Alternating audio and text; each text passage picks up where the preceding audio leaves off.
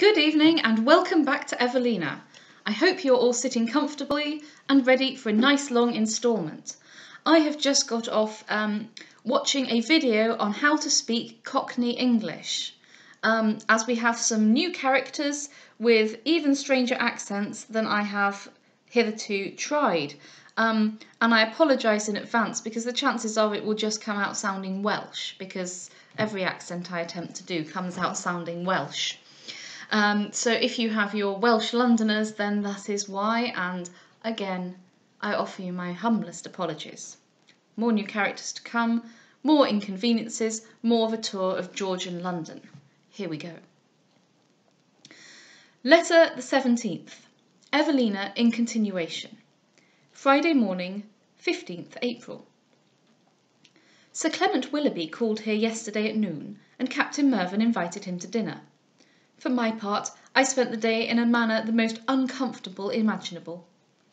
I found Madame Duval at breakfast in bed, though Monsieur Dubois was in the chamber, which so much astonished me that I was involuntarily retiring, without considering how odd an appearance my retreat would have, when Madame Duval called me back and laughed very heartily at my ignorance of foreign customs. The conversation, however, very soon took a more serious turn, for she began with great bitterness to inveigh against the barbarous brutality of that fellow the captain, and the horrible ill-breeding of the English in general, declaring she should make her escape with all expedition from so beastly a nation. But nothing can be more strangely absurd than to hear politeness recommended, in language so repugnant to it as that of Madame Duval. She lamented very mournfully the fate of her Lyons silk, and protested she had rather have parted with all the rest of her wardrobe, because it was the first gown she had bought to wear upon leaving off her weeds. She has a very bad cold, and Monsieur Dubois is so hoarse he can hardly speak. She insisted upon my staying with her all day, as she intended, she said, to introduce me to some of my own relations. I would very fain have excused myself, but she did not allow me any choice. Till the arrival of these relations, one continued series of questions on her side and of answers on mine filled up all the time we passed together. Her curiosity was insatiable. She inquired into every action of my life, and every particular that had fallen under my observation in the lives of all I know. Again, she was so cruel as to avow the most inveterate rancour against the sole benefactor her deserted child and grandchild have met with, and such was the indignation her ingratitude raised, that I would actually have quitted her presence and house, had she not, in a manner the most peremptory, absolutely forbid me. But what, good heaven, can induce her to so shocking injustice? Oh, my friend and father, I have no command of myself when this subject is started. She talked very much of taking me to Paris, and said I greatly wanted the polish of a French education. She lamented that I had been brought up in the country, which, she observed, had given me a very bumpkinish air. However, she bid me not despair, for she had known many girls much worse than me who had become very fine ladies after a few years' residence abroad, and she particularly instanced a Miss Polly Moore, daughter of a chandler's shopwoman, who by an accident not worth relating happened to be sent to Paris, where from an awkward ill-bred girl she was so much improved that she has since been taken for a woman of quality. The relations to whom she was pleased to introduce me consisted of a Mr. Brangton, who is her nephew, and 3 of his children, the eldest of which is a son, and the 2 younger are daughters. Mr. Brangton appears about 40 years of age. He does not seem to want a common understanding, though he is very contracted and prejudiced. He has spent his whole time in the city, and I believe feels a great contempt for all who reside elsewhere. His son seems weaker in his understanding, and more gay in his temper, but his gaiety is that of a foolish, overgrown schoolboy, whose mirth consists in noise and disturbance. He disdains his father for his close attention to business and love of money, though he seems himself to have no talent, spirit, or generosity to make him superior to either. His chief delight appears to be tormenting and ridiculing his sisters, who in return most heartily despise him. Miss Brangton, the eldest daughter, is by no means ugly, but looks proud, ill-tempered, and conceited. She hates the city, though without knowing why, for it is easy to discover she has lived nowhere else. Miss Polly Brangton is rather pretty, very foolish, very ignorant, very giddy, and, I believe, very good-natured. The first half-hour was allotted to making themselves comfortable, for they complained of having had a very dirty walk, as they came on foot from Snow Hill, where Mr. Brangton keeps a silversmith's shop, and the young ladies had not only their coats to brush and shoes to dry, but to adjust their headdress, which their bonnets had totally discomposed. The manner in which Madame Duval was pleased to introduce me to this family extremely shocked me. "Here, my dears," said she, "here's a relation you little thought of. But you must know my poor daughter Caroline had this child after she ran away from me, though I never knew nothing of it, not I, for a long while after, for they took care to keep it a secret from me, though the poor child has never a friend in the world beside me." "Miss seems very tender-hearted, aunt," said Miss Polly, "and to be sure she's not to blame for her mamma's undutifulness, for she couldn't help it." "Lord, no," answered she, "and I never took no notice of it to her, for indeed as to that, my own poor daughter wasn't so much to blame as you may think, for she'd never have gone astray, if it had not been for that meddling old parson I told you of." "If aunt pleases," said young Mr. Brangton, "we'll talk of somewhat else, for Miss looks very uneasy like." The next subject that was chosen was the age of the 3 young Brangtons and myself. The son is 20. The daughters, upon hearing that I was 17, said that was just the age of Miss Polly, but their brother, after a long dispute, proved that she was 2 years older, to the great anger of both sisters, who agreed that he was very ill-natured and spiteful. When this point was settled, the question was put, which was tallest? We were desired to measure, as the Brangtons were all of different opinions. None of them, however, disputed my being the tallest in the company, but in regard to one another they were extremely quarrelsome. The brother insisted upon their measuring fair, and not with heads and heels, but they would by no means consent to lose those privileges of our sex, and therefore the young man was cast as shortest, though he appealed to all present upon the injustice of the decree. This ceremony over, the young ladies began very freely to examine my dress, and to interrogate me concerning it. "This apron's your own work, I suppose, miss, but these sprigs end in fashion now. Pray, if it is not impertinent, what might you give a yard for this lute-string? Do you make your own caps, miss?" And many other questions equally interesting and well-bred. They then asked me how I liked London, and whether I should not think the country a very dull place when I returned thither. "Miss must try and see if she can't get a good husband," said Mr. Brangton. I'm sorry, that was Mr. Brangton. I don't think his voice is that high. I misread. Let's try that again. "Miss must try to see if she can't get a good husband," said Mr. Brangton, "and then she may stay and live here."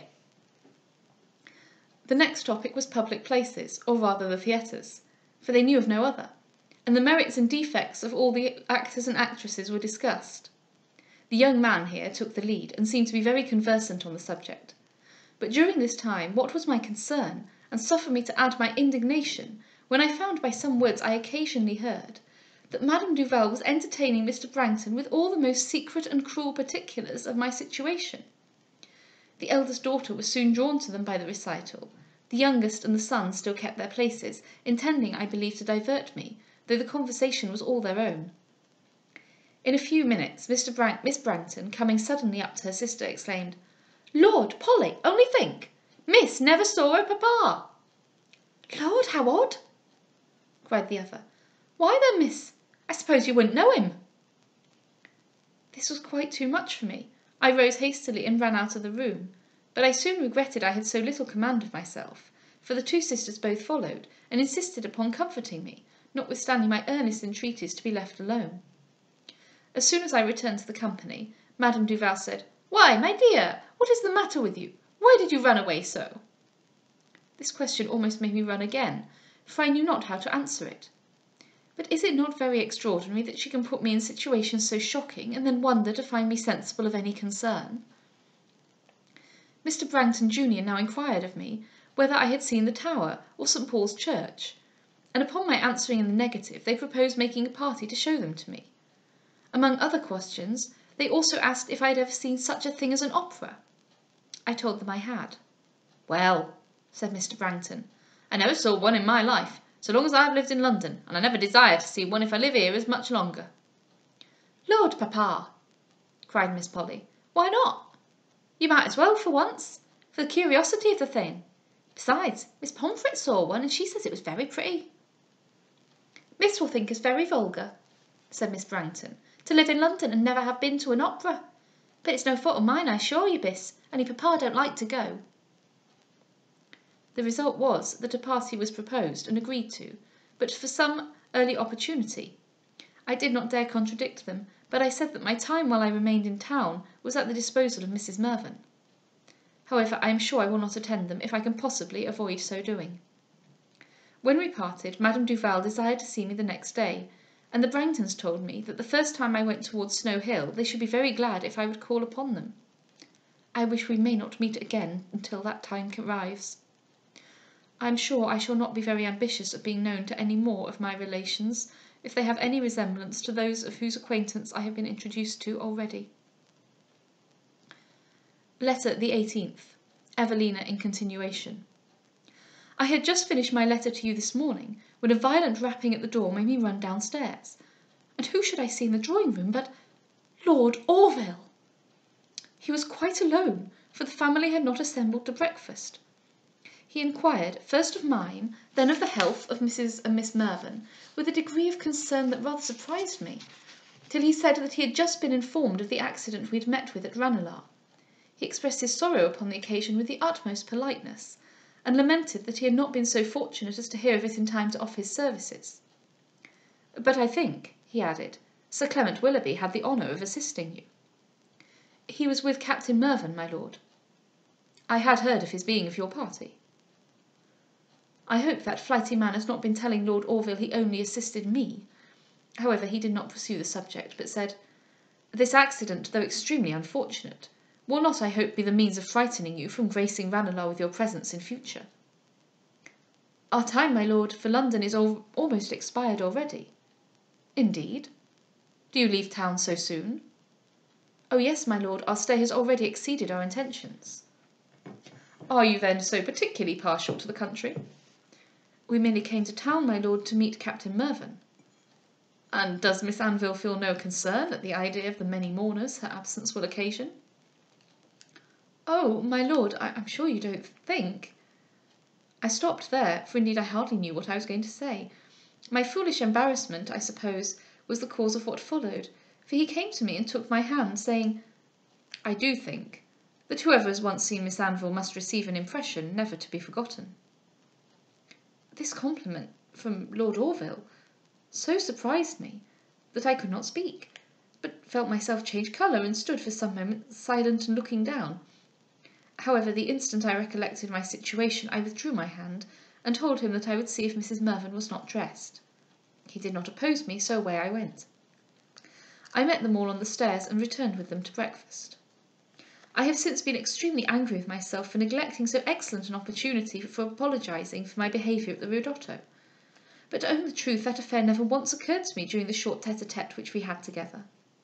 But if ever we should happen to be so situated again, I will certainly mention it, for I am inexpressibly concerned at the thought of his harbouring an opinion that I am bold or impertinent, and I could almost kill myself for having given him the shadow of a reason for so shocking an idea. But was it not very odd that he should make me such a compliment? I expected it not from him. But gallantry, I believe, is common to all men, whatever other qualities they may have in particular. Our breakfast was the most agreeable meal, if it may be called a meal, that we have had since we came to town. Indeed, but for Madame Duval, I should like London extremely.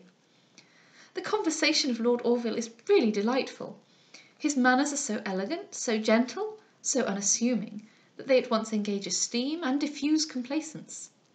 Far from being indolently satisfied with his own accomplishments, as I have already observed many men here are, though without any pretensions to his merit, he is most assiduously attentive to please and to serve all who are in his company, and though his success is invariable, he never manifests the smallest degree of consciousness. I could wish that you, my dearest sir, knew Lord Orville, because I am sure you would love him, and I have felt that wish for no other person I have seen since I came to London. I sometimes imagine that when his youth is flown, his vivacity abated, and his life is devoted to retirement, he will perhaps resemble him whom I most love and honour. His present sweetness, politeness, and diffidence seem to promise in future the same benevolence, dignity, and goodness. But I must not expatiate upon this subject. When Lord Orville was gone, and he made but a very short visit, I was preparing most reluctantly to wait upon Madame Duval, but Mrs. Mervyn proposed to the captain that she should be invited to dinner in Queen Anne Street, and he readily consented, for he said he wished to ask after her Lyons negligee. The invitation is accepted, and we expect her every moment. But to me it is very strange that a woman who is the uncontrolled mistress of her time, fortune, and actions, should choose to expose herself voluntarily to the rudeness of a man who is openly determined to make her his sport. But she has very few acquaintances, and I fancy scarce knows how to employ herself. How great is my obligation to Mrs. Mervyn for bestowing her time in a manner so disagreeable to herself, merely to promote my happiness. Every dispute in which her undeserving husband engages is productive of pains and uneasiness to herself. Of this I am so sensible that I even besought her not to send to Madame Duval, but she declared she could not bear to have me pass all my time while in town with her only. Indeed, she could not be more kind to me were she your daughter. Letter the 19th. Evelina in continuation. Saturday morning, 16th April. Madame Duval was accompanied by Monsieur Dubois. I am surprised that she should choose to introduce him where he is so unwelcome, and indeed it is strange that they should be so constantly together, though I believe I should not have taken notice of it, but that Captain Mervyn is perpetually rallying me upon my grandmamma's beau. They were both received by Mrs. Mervyn with her usual good breeding, but the captain most provokingly attacked her immediately, saying, "Now, madam, you that have lived abroad, please to tell me this here. Which did you like best, the warm rooms at Ranelagh, or the cold bath you went into afterwards? Though I assure you, you look so well that I should advise you to take another dip." "Ma foi, sir," cried she, "nobody asked for your advice, so you may as well keep it to yourself. Besides, it's no such great joke to be splashed and to catch cold, and to spoil all one's things, whatever you may think of it." "Splashed, quotha! Why, I thought you were soused all over. Come, come, don't mince the matter. Never spoil a good story, you know you haven't a dry thread about you. 'Fore George, I should never on to think on it without hallowing. Such a poor forlorn draggle-tailed gentlewoman, and poor Monsieur French here, like a drowned rat by your side." "Well, the worst pickle we was in, so much the worser in you not to help us, for you knowed where we was fast enough, because, while I laid in the mud, I'm pretty sure I heard you snigger, so it's like enough you jostled us down yourself, for Monsieur Dubois says that he is sure he felt a great jolt given him, or he shouldn't have fell." The captain laughed so immoderately that he really gave me also a suspicion that he was not entirely innocent of the charge. However, he disclaimed it very peremptorily. "Why then," continued she, "if you didn't do that, why didn't you come to help us?" "Who, I? What, do you suppose I had forgot I was an Englishman? A filthy, beastly Englishman?" "Very well, sir, very well, but I was a fool to expect any better, for it's all of a piece with the rest. You know you wanted to fling me out of the coach window the very first time I ever see you, but I'll never go to Ranelagh with you no more, that I'm resolved, for I dare say if the horses had runned over me as I laid in that nastiness, you'd never have stared a step to save me." "Lord, no, to be sure, ma'am, not for the world. I know your opinion of our nation too well to affront you by supposing a Frenchman would want my assistance to protect you. Did you think that Monsieur here and I had changed characters, and that he should pop you into the mud, and I help you out of it? Ha ha ha!" "Oh, very well, sir, laugh on. It's like your manners. However, if poor Monsieur Dubois hadn't met with that unlucky accident himself, I shouldn't have wanted nobody's help." "Oh, I promise you, ma'am, you'd never have had mine. I knew my distance better. And as to your being a little ducked, or so, why, to be sure, Monsieur and you settled that between yourselves, so it's no business of mine." "What then? I suppose you want me to make believe as Monsieur Dubois served me that trick o' purpose." "O' purpose? Aye, certainly, who ever doubted that? Do you think a Frenchman ever made a blunder? If he had been some clumsy-footed English fellow, indeed, it might have been accidental. What the devil signifies all your hopping and capering with your dancing masters if you can't balance yourselves upright?" In the midst of this dialogue, Sir Clement Willoughby made his appearance. He affects to enter the house with the freedom of an old acquaintance, and this very easiness which to me is astonishing, is what most particularly recommends him to the captain. Indeed, he seems very successfully to study all the humours of that gentleman. After having heartily welcomed him, "You are come just in time, my boy," said he, "to settle a little matter of a dispute between this here gentlewoman and I. Do you know she has been trying to persuade me that she did not above half like the ducking Mounseer gave her t'other night?" "I should have hoped," said Sir Clement with the utmost gravity, "that the friendship subsisting between that lady and gentleman would have guarded them against any actions professedly disagreeable to each other. But probably they might not have discussed the matter previously, in which case the gentleman, I must own, seems to have been guilty of inattention, since, in my humble opinion, it was his business first to have inquired whether the lady preferred soft or hard ground before he dropped her." "Oh, very fine, gentlemen, very fine!" cried Madame Duval. "You may try to set us together by the ears as much as you will, but I'm not such an ignorant person as to be made a fool of so easily. So you needn't talk no more about it, for I sees into your designs." Monsieur Dubois, who was just able to discover the subject upon which the conversation turned, made his defence in French with great solemnity. He hoped, he said, that the company would at least acknowledge he did not come from a nation of brutes, and consequently that to wilfully offend any lady was to him utterly impossible, but that on the contrary, in endeavouring, as was his duty, to save and guard her, he had himself suffered in a manner which he would forbear to relate, but which he greatly apprehended he should feel the ill effects for many months. And then, with a countenance exceedingly lengthened, he added that he hoped it would not be attributed to him as national prejudice, when he owned that he must, to the best of his memory, aver that this unfortunate fall was owing to a sudden but violent push, which he was shocked to say some malevolent person, with a design to his injury, most certainly would have given him, but whether with a view to mortifying him by making him let the lady fall, or whether merely to spoil his clothes, he could not pretend to determine. This disputation was at last concluded by Mrs. Mervyn's proposing that we should all go to Cox's Museum. Nobody objected, and carriages were immediately ordered. In our way down the stairs, Madame Duval, in a very passionate manner, said, "Ma foi, if I wouldn't give 50 guineas only to know who gave us that shove!" This museum is very astonishing and very superb, yet it afforded me but little pleasure, for it is a mere show, though a wonderful one. Sir Clement Willoughby, in our walk round the room, asked me what my opinion was of this brilliant spectacle. "It is very fine and very ingenious," answered I, "and yet I don't know how it is, but I seem to miss something." "Excellently answered," cried he. "You have exactly defined my own feelings, though in a manner I should never have arrived at. But I was certain your taste was too well formed to be pleased at the expense of your understanding." "Pardi!"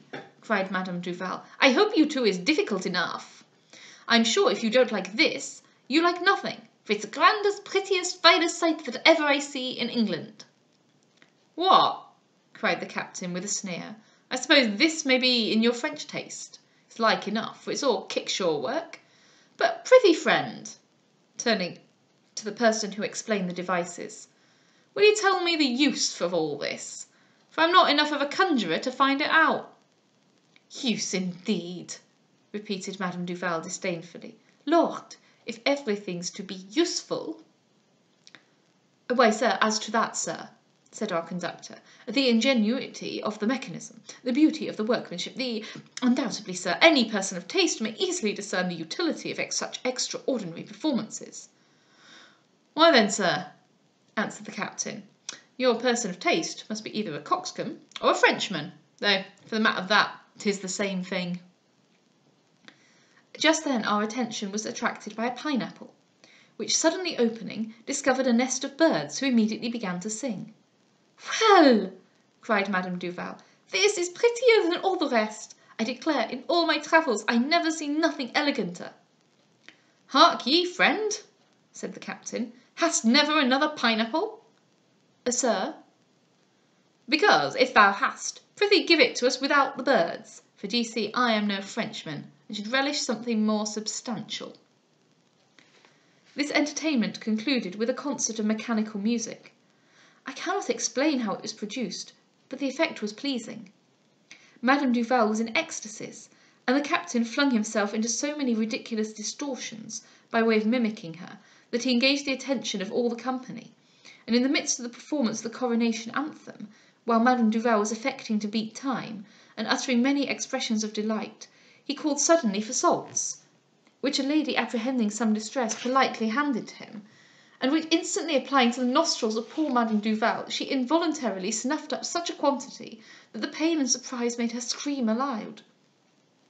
When she recovered, she reproached him with her usual vehemence, but he protested that he had taken that measure out of pure friendship, as he concluded from her raptures that she was going into hysterics.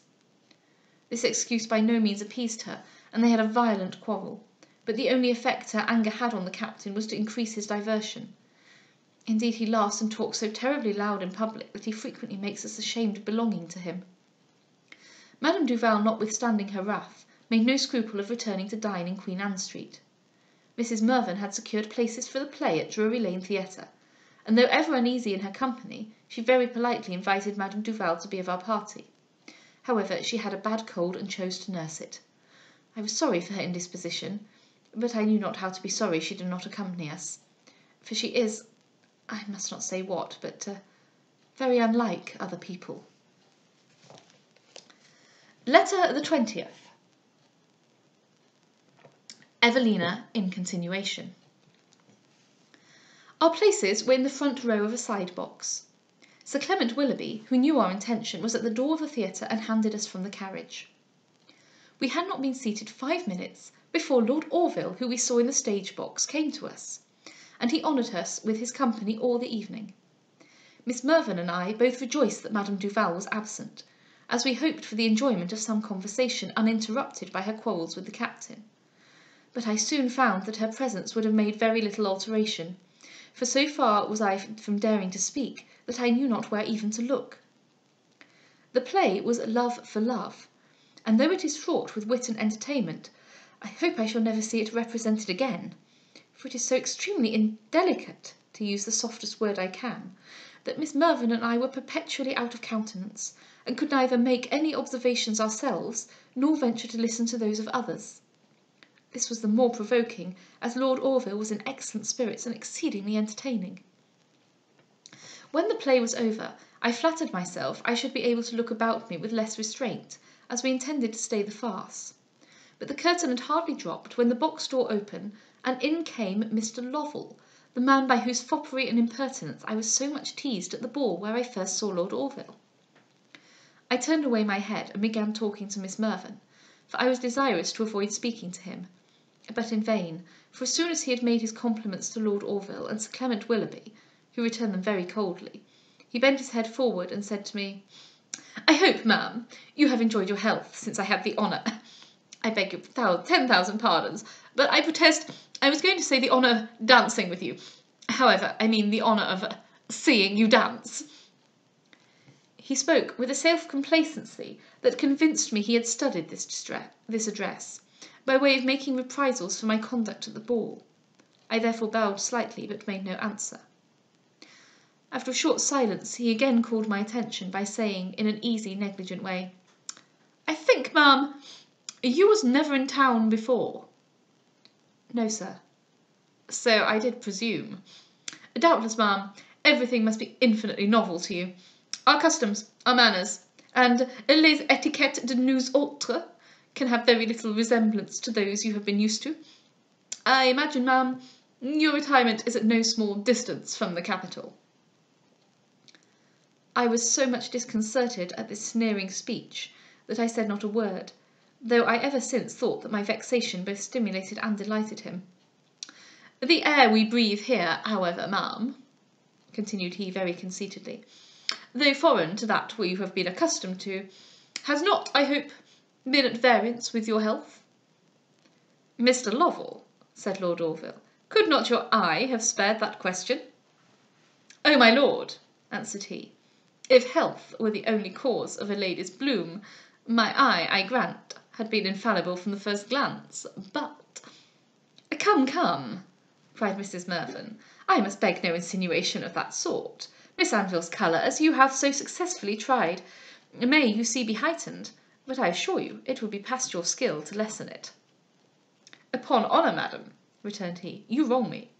I presume not to infer that rouge was the only succedaneum for health, but really, I have known so many different causes for a lady's colour, such as flushing, anger, mauvaise honte, and so forth, that I never dare decide to which it may be owing.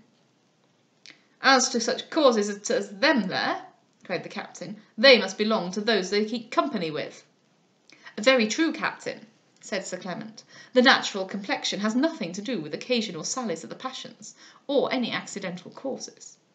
No, truly, returned the captain. For now, here's me.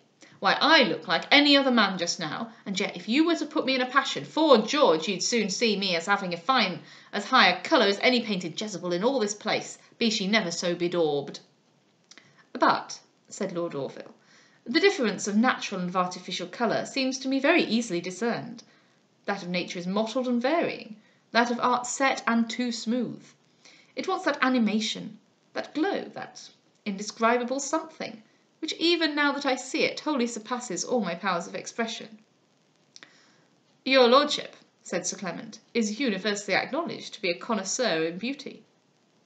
And you, Sir Clement, returned he, an enthusiast. I am proud to own it, cried Sir Clement.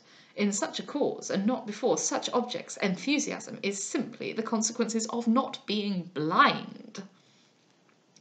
Prithee, a truce with all this palavering, cried the captain. The women are vain enough already. No need for to puff 'em up more. We must all submit to the commanding officer, said Sir Clement. Therefore let us call another subject. Pray, ladies, how have you been entertained with the play? A want of entertainment, said Mrs. Mervyn, is its least fault, but I own there are objections to it, which I should be glad to see removed. I could have ventured to answer for the ladies, said Lord Orville, since I am sure this is not a play that can be honoured with their approbation. What, I suppose it is not sentimental enough, cried the captain, or else it's too good for them. For I'll maintain it's one of the best comedies in our language, and has more wit in one scene than there is in all the other plays put together. For my part, said Mr. Lovel, I confess I seldom listen to the players. One has so much to do in looking about and finding out one's acquaintance, that really one has no time to mind the stage. Pray, most affixedly fixing his eyes upon a diamond ring on his little finger, pray, what was the play tonight? Why, what the devil, cried the captain, do you come to the play without knowing what it is? Oh, yes, sir, yes, very frequently. I have no time to read playbills. One merely comes to meet one's friends and show that one's alive. And so, cried the captain, it costs you 5 shillings a night just to show you're alive.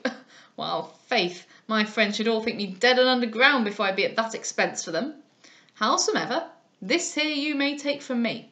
They'll find you out fast enough, if you've anything to give 'em. And so you've been here all this time, and don't know what the play was.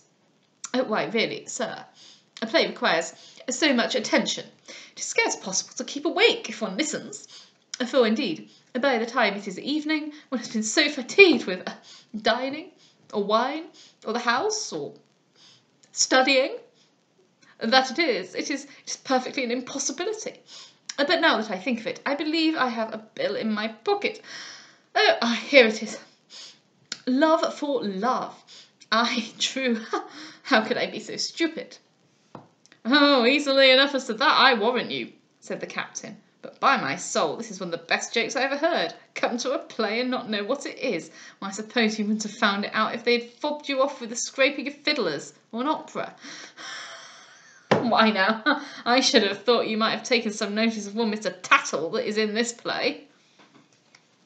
The sarcasm, which caused a general smile, made him colour, but turning to the captain with a look of conceit, which implied that he had a retort ready, he said, Pray, sir, give me leave to ask, what do you think of one Mr. Ben, who is also in this play? The captain, regarding him with the utmost contempt, answered in a loud voice, Think of him? Why, I think he's a man. and then, staring full in the face, he struck his cane on the ground with a violence that made him start. He did not, however, choose to take any notice of this, but having bit his nails some time in manifest confusion, he turned very quick to me, and in a sneering tone of voice said, "For my part, I was most struck with the country young lady, Miss Prue. Pray, what do you think of her, ma'am?" "Indeed, sir," cried I, very much provoked, I do not think anything about her." "Well, really, ma'am, you prodigiously surprise me. Mais apparemment ce n'est qu'une façon de parler. I thought I should beg your pardon, for you probably do not understand French." I made no answer, for I thought his rudeness intolerable. But Sir Clement, with great warmth, said, "I am surprised that you can suppose such an object as Miss Prue would engage the attention of Miss Anville, even for a moment." "Oh, sir," returned the fop, "'tis the first character of the piece. So well drawn, so much the thing, such true country breeding, such rural ignorance. Ha! 'Tis most admirably hit off, 'pon honour." I could almost have cried that such impertinence should be levelled at me, and yet, chagrined as I was, I could never behold Lord Orville and this man at the same time, and feel any regret for the cause I had given of displeasure. "The only female in the play," said Lord Orville, "worthy of being mentioned to these ladies, is Angelica." "Angelica," cried Sir Clement, "is a noble girl. She tries her lover severely, but she rewards him generously." "Yet in a trial so long," said Mrs. Mervyn, "there seems rather too much consciousness of her power." "Since my opinion has the sanction of Mrs. Mervyn's," added Lord Orville, "I will venture to say that Angelica bestows her hand rather with the air of a benefactress than with the tenderness of a mistress. Generosity without delicacy, like wit without judgment, generally gives as much pain as pleasure. The uncertainty in which she keeps Valentine, and her manner of trifling with his temper, give no very favourable idea of her own." "Well, my lord," said Mr. Lovell, "it must, however, be owned that uncertainty is not the ton among our ladies at present. Nay, indeed, I think they say, though faith," taking a pinch of snuff, "I hope it is not true, but they say that we now are most shy and backward." The curtain then drew up, and our conversation ceased. Mr. Lovell, finding that we chose to attend to the players, left the box. "How strange it is, sir, that this man, not contented with the large share of foppery and nonsense which he has from nature, should think proper to affect yet more. For what he said of Tattle and of Miss Prue convinced me that he really had listened to the play, though he was so ridiculous and foolish as to pretend ignorance. But how malicious and impertinent is this creature to talk to me in such a manner! I am sure I hope I shall never see him again. I should have despised him heartily as a fop, had he never spoken to me at all. But now that he thinks proper to resent his supposed ill usage, I am really quite afraid of him." The entertainment was "The Deuce is in him," which Lord Orville observed to be the most finished and elegant petite pièce that was ever written in English. In our way home, Mrs. Mervyn put me in some consternation, by saying it was evident from the resentment which this Mr. Lovell harbours in my conduct, that he would think it a provocation sufficiently important for a duel, if his courage equalled his wrath. I am terrified at the very idea. Good heaven, that a man so weak and frivolous should be so revengeful! However, if bravery would have excited him to affront Lord Orville, how much reason have I to rejoice that cowardice makes him contented with venting his spleen upon me! But we shall leave town soon, and I hope see him no more. It was some consolation to me to hear from Miss Mervyn that while he was speaking to me so cavalierly, Lord Orville regarded him with great indignation. But really, I think there ought to be a book of the laws and customs à la mode, presented to all young people upon their first introduction into public company. Tonight we go to the opera, where I expect very great pleasure. We shall have the same party as at the play, for Lord Orville said he should be there, and would look for us. Well, this has been 40 minutes of reading. I have to say I've had great fun. I hope you have too, notwithstanding some very odd accents coming from me. I'm not sure it went Welsh. I think it rather meant, well, I don't know. I don't know where it went. Anyway, the plot, such as it is thickening. I think it might be fair to say that Mr. Villiers and us as gentle readers might know something about Evelina's state of mind that perhaps she is as of yet ignorant. Until tomorrow.